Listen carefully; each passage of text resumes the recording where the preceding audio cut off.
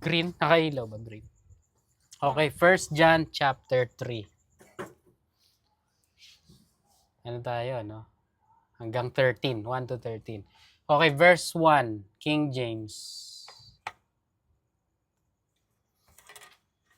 Behold, what manner of love the Father had bestowed upon us, that we should be called the sons of God. Stop tayo dyan. Teka lang. Therefore, the world knoweth us not, because it knew Him not. Kitang-kita mo yung sa unang part, to. Hatiin natin sa tatlo yan. Behold what manner of love the Father had bestowed. That is love right there. Ano ibig sabihin ng behold? Jay? Listen. Yung parang ganun din. Pero, behold this, tignan nyo. Check it out. Tignan nyo to. Di ba? Ito ang tunay na pagmamahal. Behold, what manner of love the Father had bestowed upon us. Yung pagmamahal na binigay niya sa atin. Ano? Paano? That we should be called the sons of God. Sa John chapter 1 verse 12, sabi doon, John 1:12, as many as received Him, to them gave He power to become children of God.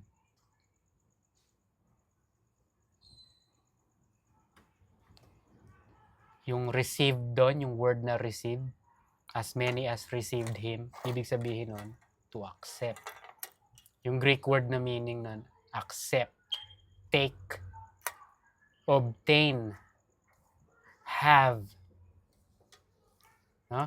As many as received Him, He gave them power to become children of God.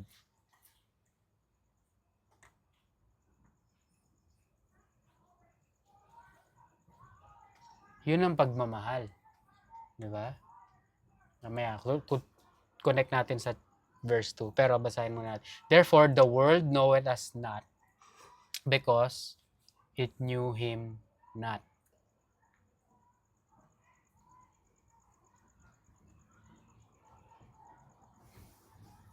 Knoweth. Yung Greek word nun, gnosko, understand. So basically, yan sinasabi, therefore, the world does not understand us, because they don't understand God.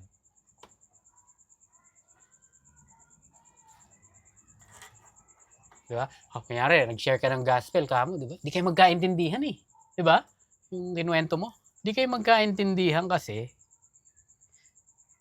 hindi dahil hindi ka nila naiintindihan. Kaya kanila hindi naiintindihan kasi hindi nila naiintindihan si God. Naiintindihan mo? Verse 2, Beloved, now are we the sons of God. Oh, beloved, now we are the sons of God. And it doth not yet appear what we shall be, but we know that when He shall appear, we shall be like Him, for we shall see Him as He is. Ang tinutukoy dito yung, di ba? Naging anak na tayo ni God by believing in Him. Binigyan niya tayo ng, sa Romans 8:15, basahin mo Romans 8:15. King James, ha? Romans 8:15. For ye have not received the spirit of bondage again to fear, but ye have received the spirit of adoption, whereby we cry, Abba, Father. We receive the spirit of adoption. Adopted ano na tayo? Adopted kids. Adopted children of God. Ha? we receive the spirit of adoption. Sabi sinabi, no? Balik tayo sa 1 John 3 verse 2. Beloved, now we are the sons of God. Ayan. It does not yet appear what we shall be. Hindi pa tayo mukhang no? Hindi ganoon, hindi pa tayo mukhang children of God. Kasi inadapt niya tayo no? Hindi pa nangyayari 'yon, no? Pero sabi, but we know that when he shall appear, we shall be like him. No? Kunyari, nag-check out ako ng picture. Ito, kilala niyo si Angelina Jolie tsaka si Brad Pitt, di ba? Nag-a-adapt sila ng mga tao. Kamukha ba nila yung mga nila? No. No? Pero, anak nila yan. It's the same thing. Spirit of adoption. Romans 8:15. Hindi tayo mukhang children of God. No? Pero, sabi dito, but we know that when he shall appear, we shall be like him. For we shall see him as he is. Ibig sabihin nun, di ba? Siyempre, hindi ka pwedeng, nasan yun? Sa 1 Thessalonians 4:17. 1 Thessalonians 4:17. Sabi, basahin mo. 1 Thessalonians 4:17. Then we which are alive and remain shall be caught up together with them in the clouds to meet the Lord in the air. And so shall we ever be with the Lord. We will meet the Lord in the air. So ano yun, itong katawan natin? Hindi. Magkakaroon tayo, may passage sa Bible na bibigyan tayo ng glorified body. Kasi hindi na, di ba? We cannot see God and live. Itong perishable temporal body natin, hindi pwedeng makita, hindi pwedeng to be together with God. Itong, naintindihan mo? Itong flesh na to, hindi pwede yun. Sa Bible din na mga matatransform tayo. Sinabi ba yun? Teka. Sinabi na.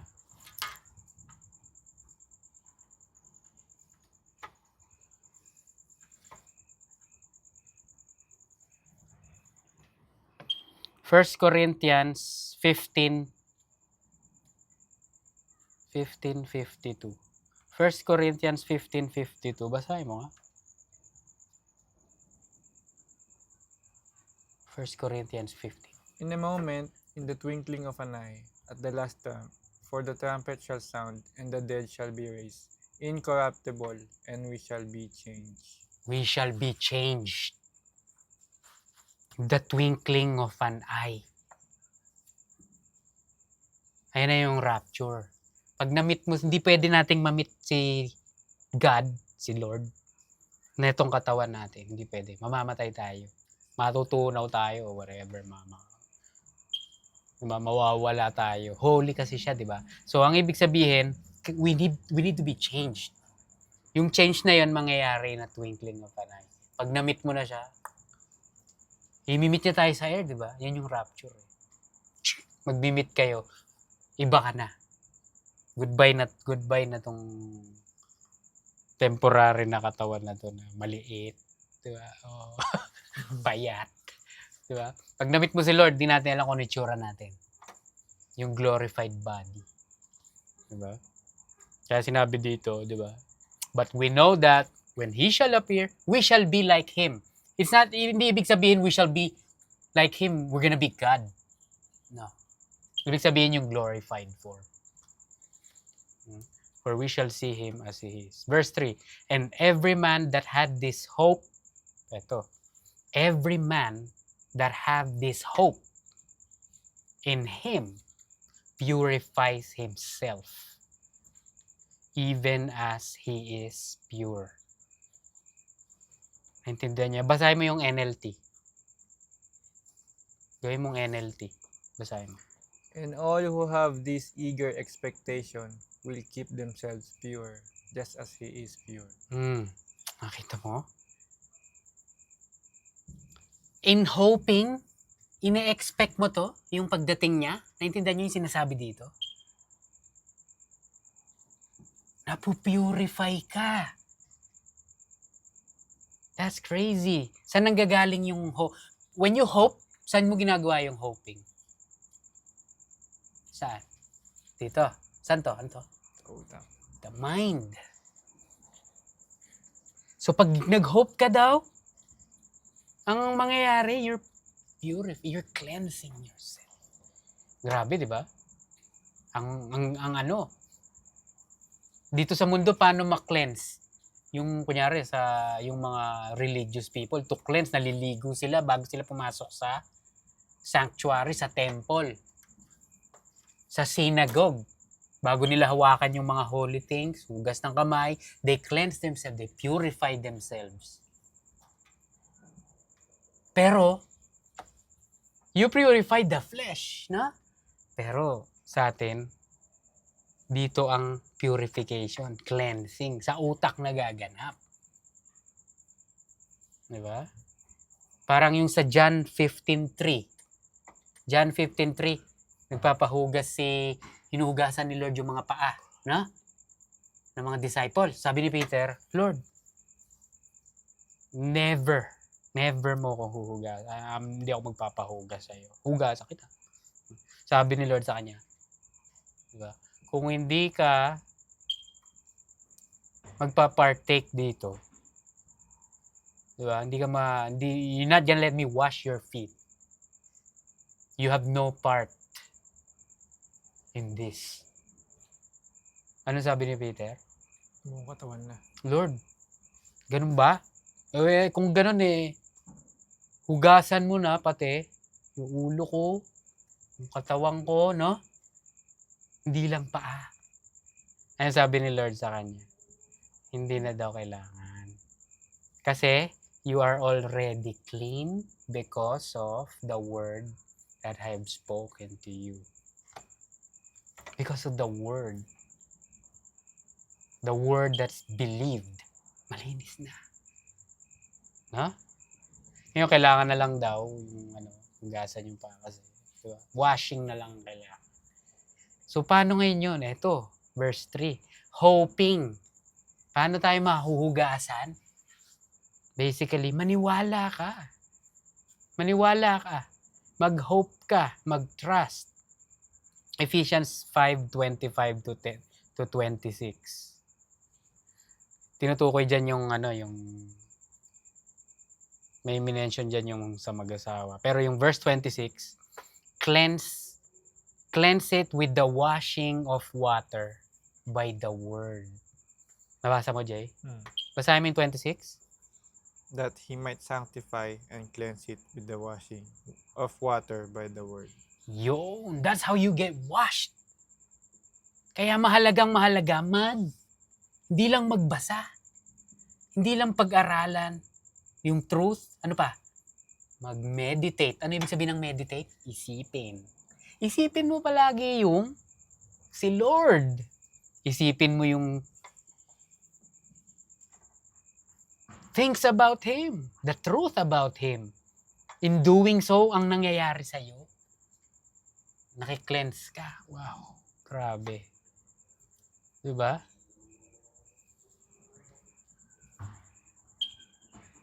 Tinanong ko si BJ, anong ginawa niyo nung nagbakasyon kayo eh?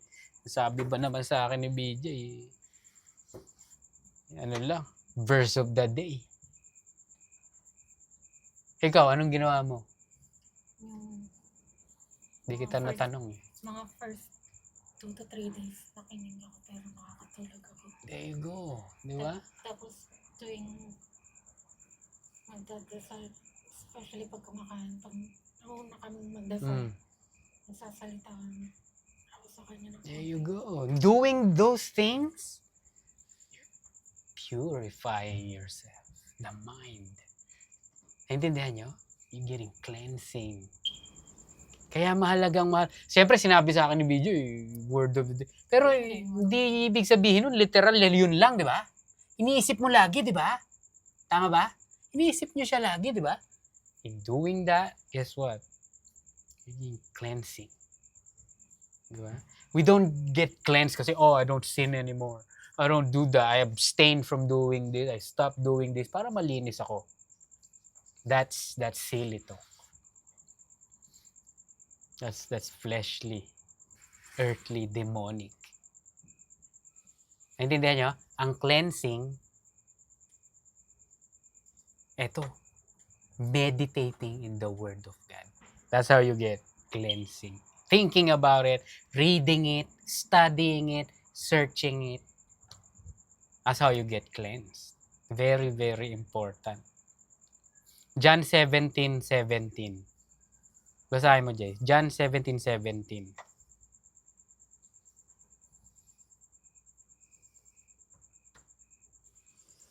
Sanctify them through thy truth. Thy word is truth. King James. Ano yung sanctify? Ano ibig sabihin nun? Cut, separate. To separate. Ano daw? Basahin mo ulit. Sanctify them. Through thy truth, thy word is truth. Thy word. Basically, sanctify them by their word. Set them apart. Sanctify by your word. Diba? So, hindi yung I'm gonna set myself apart from sinning, from worldly things, so I'm clean. I'm sanctified. I'm made holy. No. The Word of God is the one that does that. Naintindihan nyo? 1 Corinthians 6:11. Basahin mo, Jay. Minention sa verse 10 yung mga works of the flesh. Basahin mo yung 1 Corinthians 6:11. And such were some of you, but you are washed, but ye are sanctified, but you are justified in the name of the Lord Jesus, and by the Spirit of our God. Ito yung mga minention yung sa verse 10, yung mga sinners eh. Adulterers, fornicators, murderers, liars, and everything. But you are washed. Diba? Sanctified. Ano pa? Justified. Justified. Diba? Hindi tayo yung naglilinis sa sarili natin. You don't get saved by doing the works.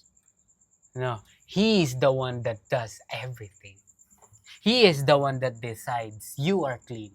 He's the one that decides you are washed. Not us. Naintindihan nyo? Dahil kung sa atin lang, hypocrisy ang kalalabasan. Mga Pharisee. Pharisee tayo pare-pareho. Mga peke. Hindi tunay na cleansing yun. Naintindihan nyo? We are clean by the grace of God. Not because of our effort. Naintindihan nyo? Yun. Verse 4. Whosoever commits sin, ayun na, pahihirapin na neto nung ano. Depende kung paano nyo i-define. Whosoever committed sin, transgresseth also the law. For sin is the transgression of the law. Ngayon, meron akong suspecha sa translation ng ano, na not just the modern translation, kunyari yung ESV, no? Pero medyo suspect din tong King James. Whosoever commits sin, transgresseth also the law. Pag tinignan mo yung Greek word nito, nung Greek word ng commit, whosoever commit, yung Greek word nun, poieo. Ang ibig sabihin, abide, continue, observe, tarry. Ito yung pinakamatinding word dito. Work. Yun ang ibig sabihin ng commit.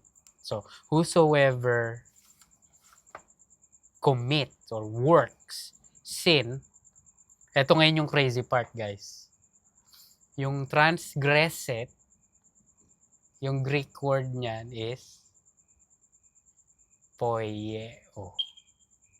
Pareho. Ang weird. So parang sinasabi, kung gamitin nating word ng is work, okay? Whosoever works sin, works also the law.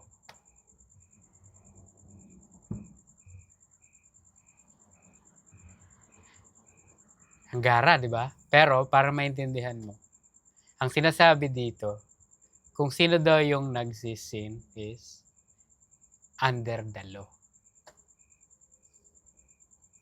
Naintindihan niyo? Whoever is committing sin is under the law. For sin is the transgression of the law. Continue natin. We might go back to that later. Verse 5. And you know that he was manifested to take away our sins. And in him is no sin. So verse 4 is the case, no? Whoever is working under the law are sinners basically, no? Ngayon, verse 5. And you know that he was manifested to take away our sins. That's gospel right there. Sa John 1:29, sinabi ni John the Baptist, nakita niya si Lord, no? Behold the Lamb of God, na who takes away the sin of the world. Sa Leviticus 16 verse 10, diyan pinag-uusapan yung minention diyan yung scapegoat. Narinig mo na yung scapegoat, no? Dito yung may sacrifice, no? Hahawakan yung sacrifice na yon sa ulo. Tapos, sasabihin yung mga sin nung nag-sacrifice. O ikaw, ito yung ginawa mo. Ang symbol nun, ita-transfer. Ita-transfer yung sin na sinabi. Ito, adulterer ka, sinungaling ka, murderer ka. Lalagay yung symbol ng act na yon. Ngayon, yung goat na yon, paalisin sa wilderness. So, dala na nun yung sin mo. Ano ka na, okay ka na. Yun yung ng scapegoat. O kaya, sa sacrifice na yon, no? Papatayin na yon, okay ka na. Pero, doon ngayon kinuha yung picture na si Lord yung, gaya nga ng sabi sa 1 Peter 1:19, spotless lamb without blemish. Si Lord yung perfect sacrifice, sabi sa 1 Peter 1:19. Sa Exodus 12:5, sinabi kasi, ang mga sacrifice kailangan daw a lamb without blemish. Sa Isaiah 53 verse 7, sinabi doon, si Lord is brought as a lamb to the slaughter. So nakikita mo naman yung sinasabi dito, si Lord yung sacrifice talaga. Gaya nga 1 John 3:5, and you know that he was manifested to take away our sins, and in him is no sin. Ibig sabihin, perfect siya, no? Verse 4 is the issue, no? We are under the law, no? Whosoever works sin, works also the law. You are under the law. Yun ang sinasabi dito. Ngayon, if you're under the law, paano ngayon yan? Somebody needs to translate or transfer you guys out of the works of the law.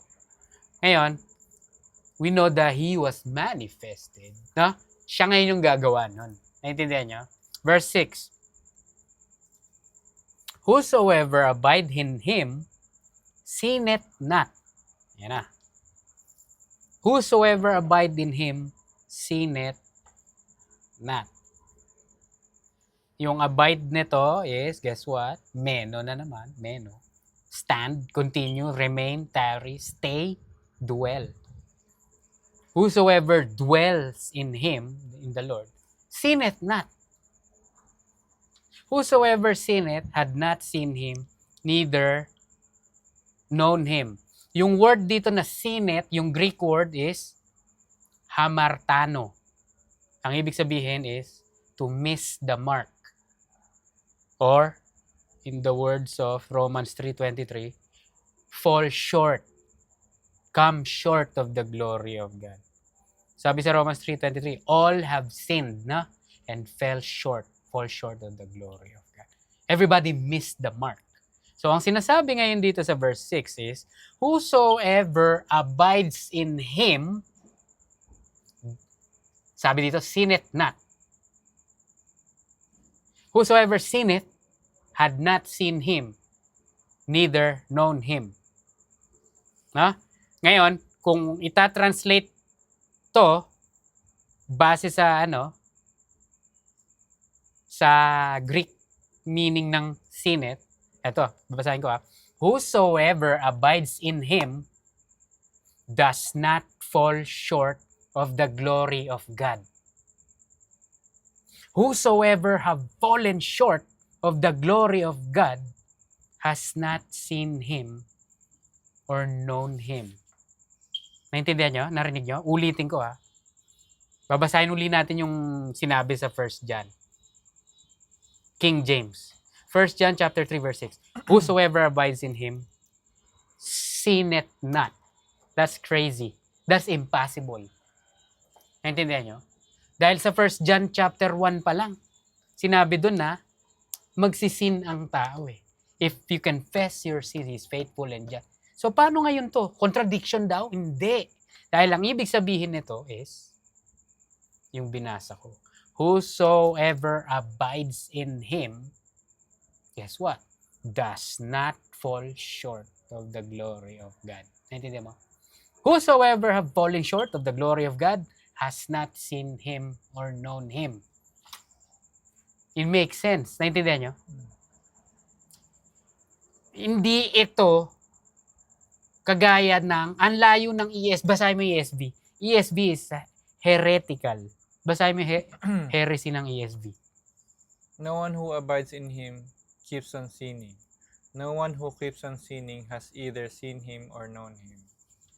That is crazy. That is impossible. Huwag mo sabihin sa akin, Christian ka na, ibig sabihin, you abide in Him, hindi ka na nagsisin. Kasi sabi sa ESV, no one abides in Him keeps on sinning. I still sin. Does that mean I don't abide anymore? I don't abide. Ibig sabihin ba, sometimes I abide, but if I sin, I go not abiding.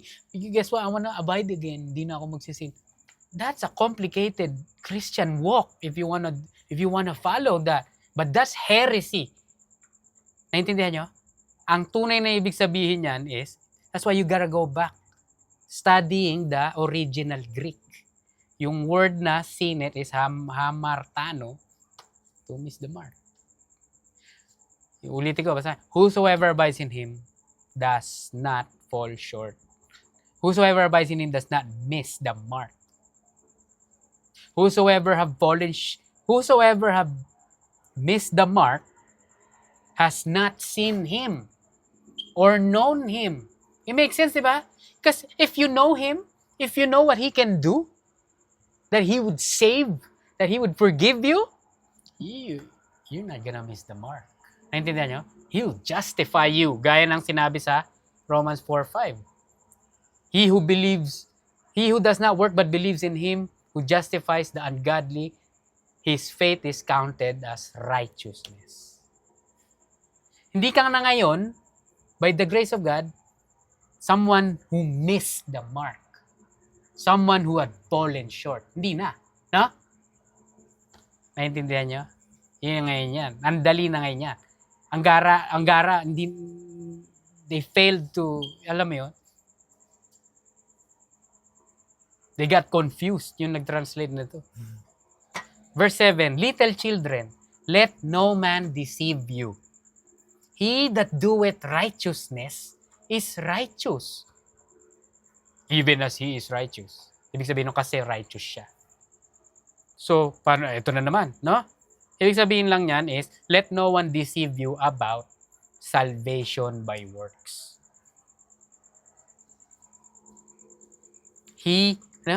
Ang tanong ngayon, how to do righteousness ngayon, no? Ano ngayon yan? Sabi dito, di ba? Little children, let no man deceive you. He that doeth righteousness is righteous. How do you do righteousness then? Ano ngayon yan? Di ba? Romans 4:5. Di ba? You need to be declared righteous by who? By men? No, by God. By how? By faith. Like Abraham. Abraham believed God and he was counted righteous. Itong verse 7, ang sagot dito is nasa verse 23. Verse 23, and this is His commandment, that we should believe in the name of His Son, Jesus Christ, and love one another as He gave us commandment. That's how you do righteousness. That's how you do the right thing. Believe in the Lord Jesus Christ. Faith. Abraham believed. His faith is counted righteousness. Diba? Verse 8. He that commits sin is of the devil, for the devil sinneth from the beginning. For this purpose, the Son of God was manifested, that He might destroy the works of the devil. Parang yung second part, inulit yung verse 5. And you know that He was manifested to take away our sins. Na? Pero first part ng verse 8. He that commits sin is of the devil. For the devil sinneth from the beginning. Ngayon, na-establish na natin na ibig sabihin ng sinneth. Diba? Yung kanina, hamartano, is the same thing. Miss the mark. So, he that missed the mark,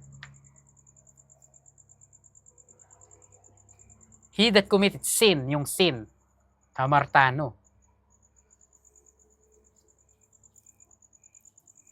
He that missed the mark, he that fallen short of the glory of God. Basically, he who is unbelieving is of the devil. Naintindihan nyo? He who does not believe, yan ang ibig sabihin yan. He who does not believe is of the devil. For the devil sinneth from the beginning. Yung committed, same sa verse 4. Yung Yeah, exactly. Yeah, poieo.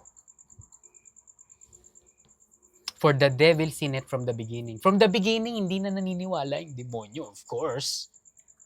He doesn't know anything about salvation. Sabi sa James, no? Even the demons believe in God. That's in God, no? But they don't believe in the Lord Jesus.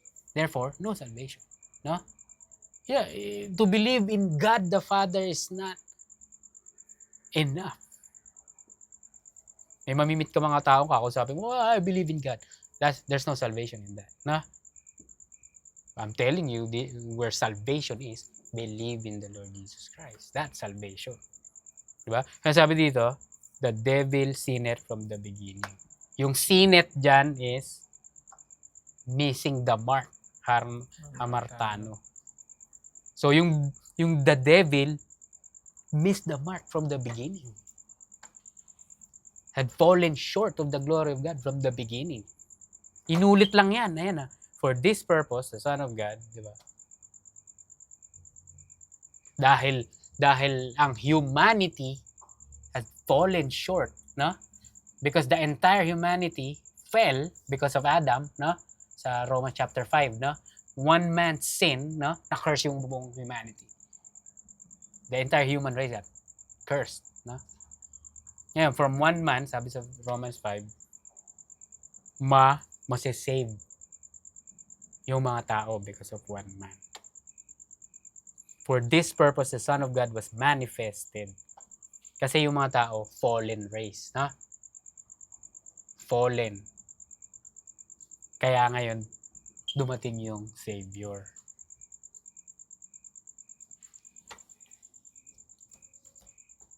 John 3:16, for God so loved the world, no? That He gave His only begotten Son, that whosoever believes in him, in his Son, shall not perish but have Everlasting life. everlasting life. Verse 17, he did not send his Son into the world to condemn the world, but that the world through him might be saved. Diba? Kaya ngayon, yan yung sinasabi, this purpose the Son of God was manifest.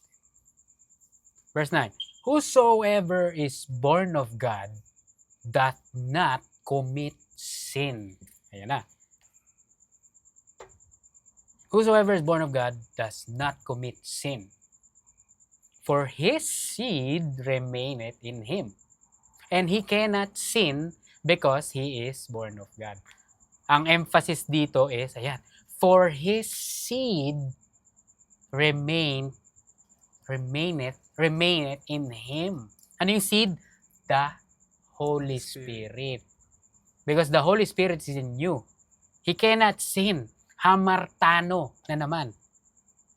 Greek word, the sin. He cannot sin. He can't fall short. He can't miss the mark. Kasi the seed, his seed remaineth in him. 1 Peter 1:21-23, minention dyan, the incorruptible seed, which is the Holy Spirit born by the Word. Pagiging born again ka na, no? Parang sa John chapter 3. May incorruptible seed na. So, hindi ka na ngayon magiging unbeliever. Hindi ka ngayon maging unbelieving. Yun ang sinasabi dyan. Kasi, if you're unbelieving, you're gonna miss the mark. If you're believing, you're not gonna miss the mark. How do we believe, di ba? God gave us His Holy Spirit. Di ba? John 1:12-13.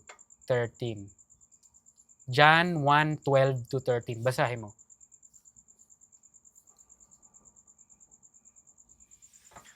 But as many as received him, to them gave he power to become the sons of God, even to them that believe on his name, which were born not of blood, nor of the will of the flesh, nor of the will of man, but of God.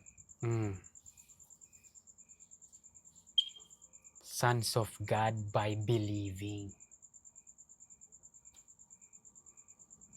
Diba? So, yun ang ibig sabihin niya. Whosoever is born of God does not fall short. Whosoever is born of God does not miss the mark. Hamartano, does not sin. Intindihan niyo? Basahin mo yung ESV. The heresy of ESV. Sa John 3, 9. 1 John 3:9. 1 John 3:9. No one born of God makes a practice of sinning, for God's seed abides in him, and he cannot keep on sinning, because he has been born of God. That is insanity. Lalo na yung last part. Basahin mo ulit. Keeps on sinning. And he cannot keep on sinning. He cannot keep on sinning. So, ang hirap ng, kung ganyan ang, di ba? Kung ganyan ang Christianity mo, oh my goodness. You're walking on thin ice daily. That's crazy. That's not good news. That's not full joy gaya ng pinagbabasa natin. That's not assurance. Huh? That's uncertainty. Naintindihan niyo? Araw-araw mabuhay na, I need to be careful. I don't wanna keep on sinning. Kasi, bakit? Is it up to you? Huh? So if you keep on sinning, are you gonna fall out of grace? You gonna, di ba? You gonna fall out of the hands of God? Eh sabi niya, di ba? No one can pluck you away off of my hands. Di ba? Sa Romans chapter ba yun? 12? Di ba? Ano natin?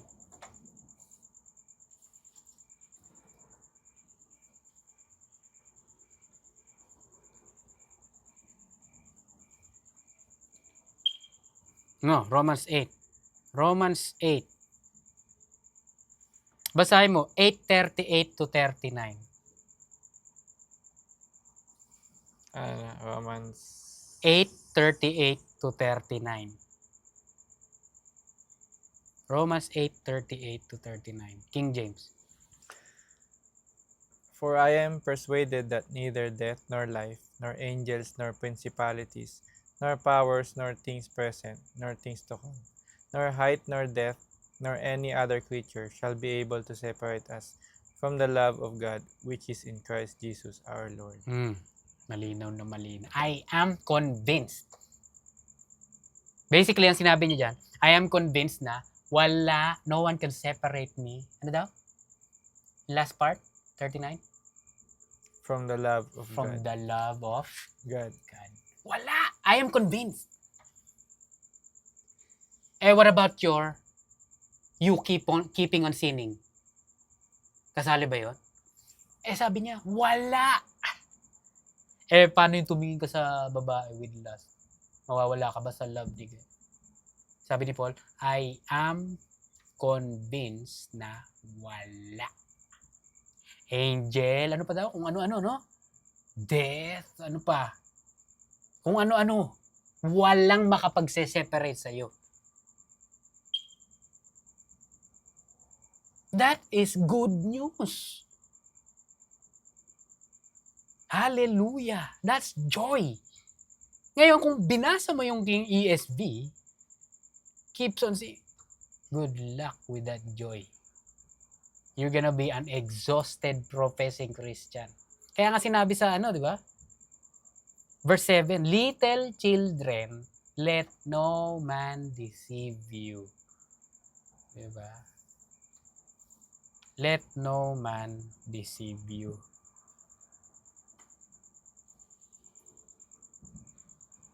Na yung hamartano na yan, yung sin. Sinet. Pag sin, hamartia.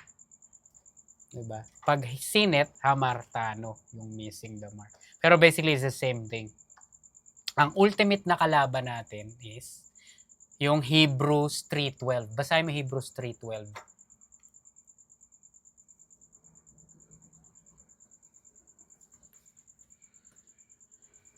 Hebrews 3:12.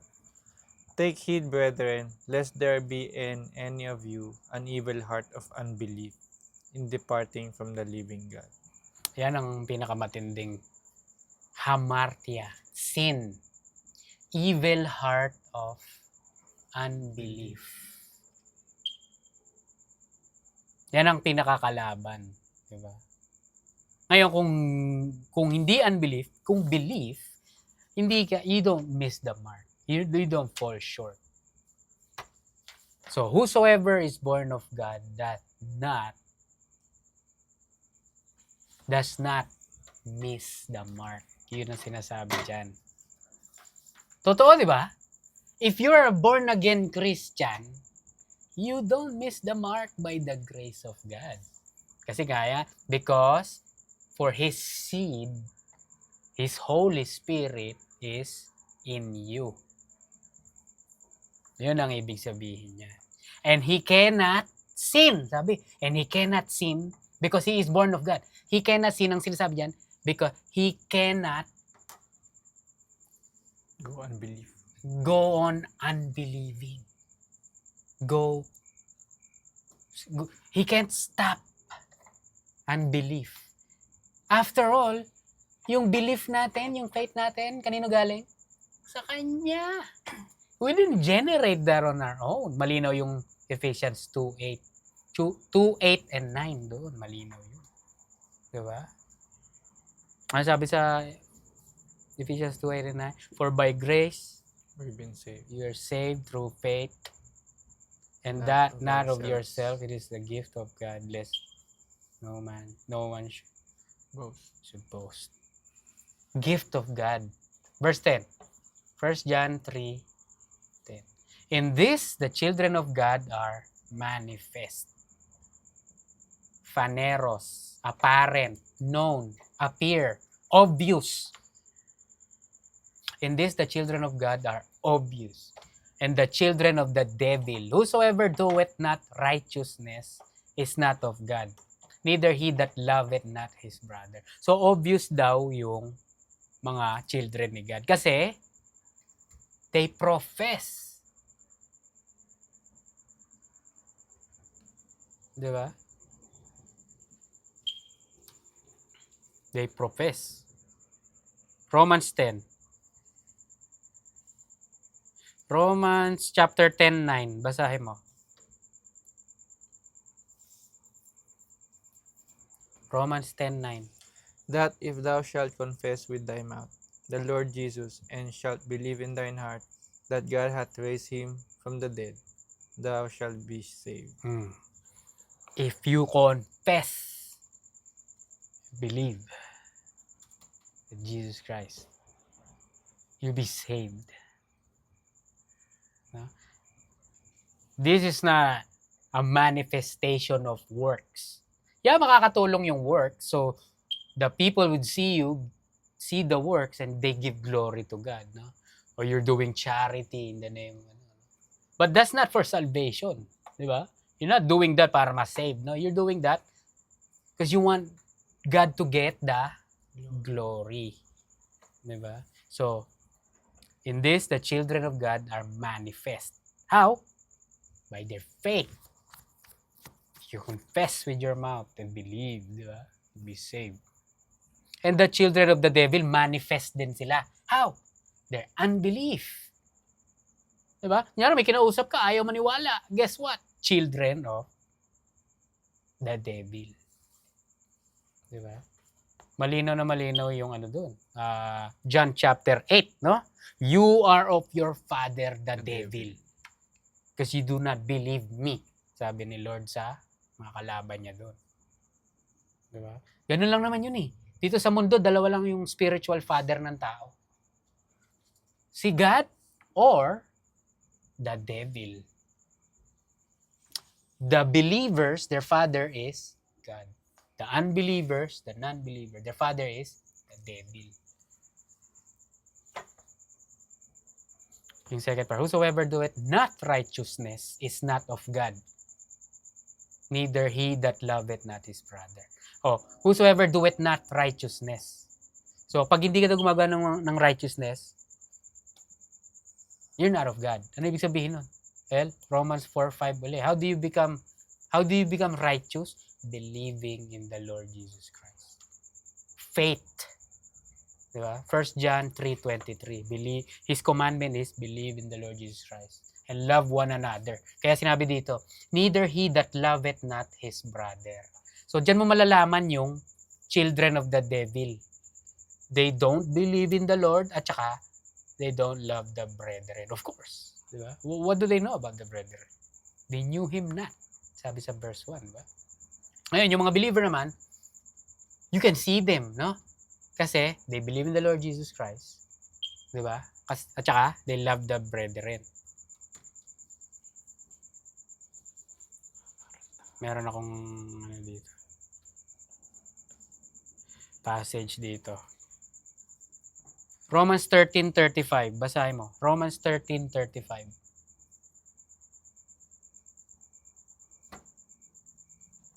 Eh? 13:35. Walang 35. John pala, John. John 13:35. John 13:35. By this shall all men know that ye are my disciples, if you have loved one another. By this, ano daw? All men know that ye are my diyan kanila makikilala. Na? Your love for the brethren. Diba? Kunyari, may brethren dyan. You hate your brethren. Tapos sasabihin mo, Christian, that's insanity. That's crazy talk. Diba? Kalokohan yun. Verse 11. For this is the message that ye heard from the beginning, that we should love one another. Sa John 13:34, no? New commandment I give you, love one another. From the beginning. Yeah, that's what he means from the beginning. Kasama niya si Lord no? Si John. Importante yun. Verse 12. Not as Cain, who was of that wicked one, and slew or killed his brother. And wherefore slew him? Oh. And why did he slew him? Because his own works were evil, and his brothers righteous. Yung sa Genesis 4 yan, yung story nila, no? Nag-offer si Cain ng mga fruits of the ground, yung mga ano ba tawag doon? Pamote. Ano pa? Mga galing sa lupa. Patatas, onion. Okay, kumbaga. Ang binigay naman ni Abel, ng kapatid niya, is basahin mo, verse 4. 4:4. Genesis 4:4.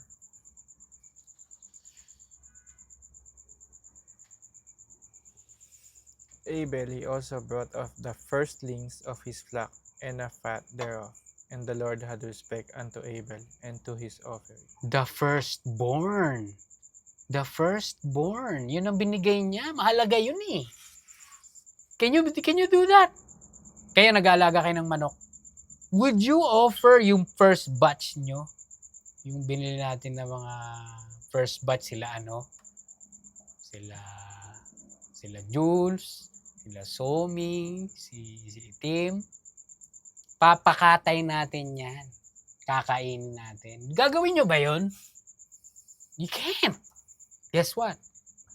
Si Cain, di ba? He also brought of the firstlings. Yung first batch niya na binili na sa Riverside. Sa Corona. Sa farm. Ang dami nun. Yun ang in-offer niya.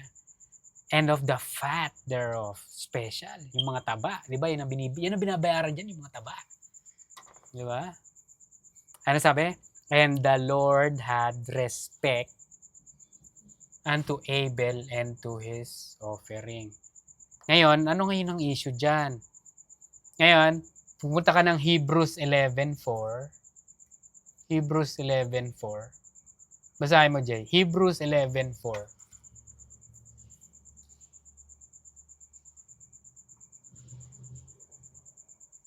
Hebrews 11.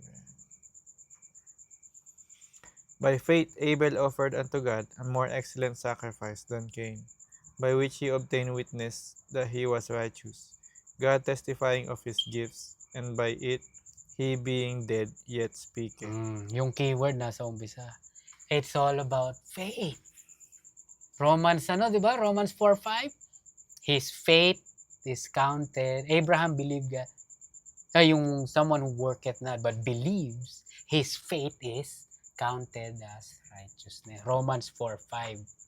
Ito, guess what? He did it by faith. Kaya ngayon, sinabi, may respect. Ngayon, balik tayo sa 1 John 3:12. Because his own works were evil, talking about Cain's work, and his brothers righteous. Kasi it's by faith. Kinounted na righteous. Diba? So at the end of the day, may faith in God. Yun. Diba? It's not about the offering. It's not about the kamote or the patatas and the bawang and sibuyas. Diba? Walang faith. Sa'yo na itong napulot ko sa sahig. Diba? Hindi niya kilala yung kung gaano kaano si God. Grabe, diba? Naintindihan niyo yun?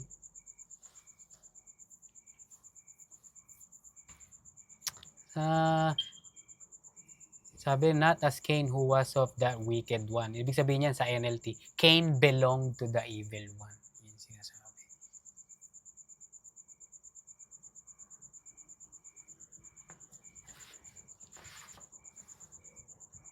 He hated his brother. He killed his brother. So pinag-uusapan loving one another. Grabe, pagkapatid mo, basically, yan, love him. Especially, spiritually, no? Dati sila, fleshly brother lang. Pero ang mas importante, brethren mo in the spirit. Diba? Diba?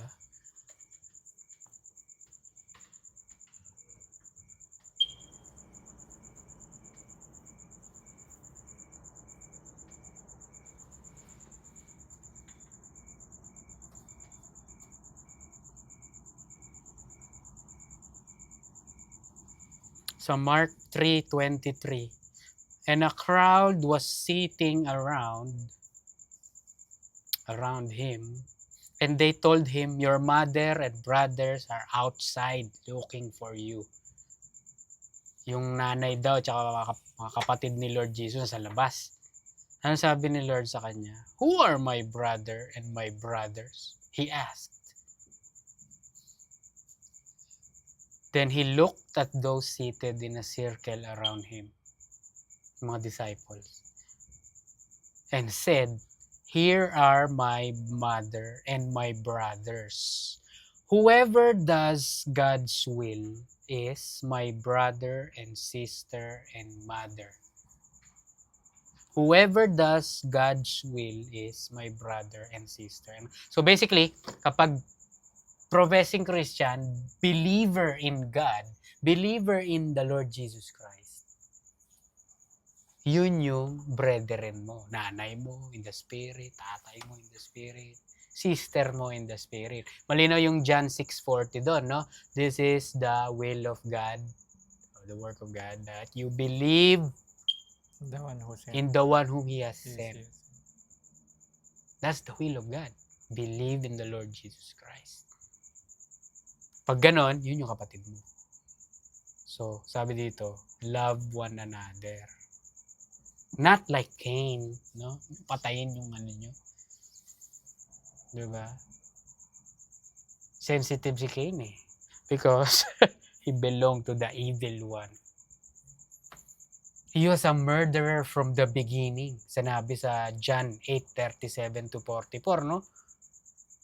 They want to kill the Lord Jesus. Diyan. Basahin mo.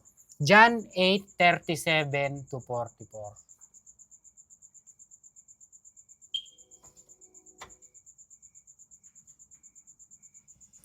I know that ye are Abraham's seed, but you seek to kill me, because my word hath no place in you.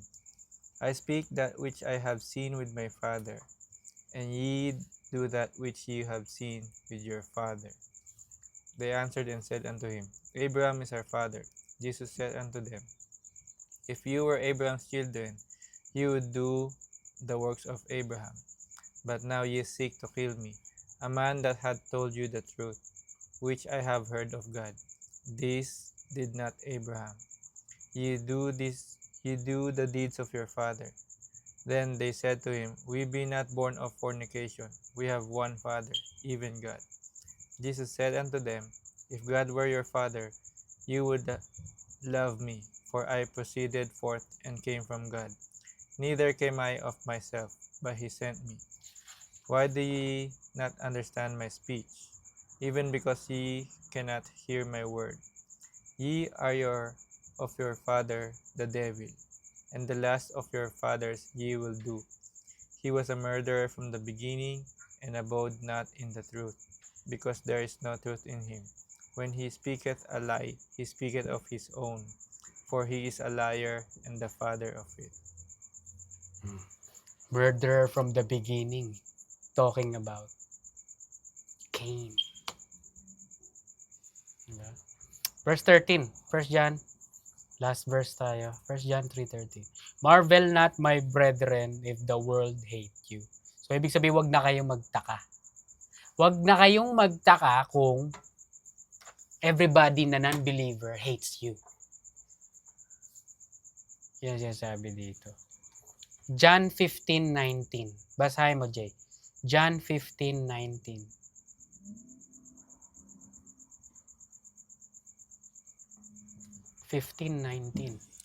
If ye are of the world would love his own. But because ye are not of the world, But I have chosen you out of the world, therefore the world hateth you. Mm. So pag worldly ka, pwede ka mag-disguise, no? You walk in the flesh para mahalin ka nitong mundo na to. But guess what? If you choose to walk in the spirit, the world will hate you. At huwag ka na magtaka. No? Kunyari, kinuwento mo, nandun ka sa ano mo, no? Family mo, no? Naging ikaw lang yung believer, di ba? They hate you. Huwag ka na magtaka. Bakit? Why do you guys hate me? Sabi ni Lord dito. Huwag ka na magtaka. Ganun talaga mangyayari. Ganun talaga. Normal yon. No? Isa sa mga sa Sermon on the Mount, no, sinasabi, no? Kapag ganun daw ang case, no, you have to rejoice. Diba? If they say bad things about you, persecute you in my name, rejoice, great is your reward in heaven. Diba? Amen? Amen. We're done.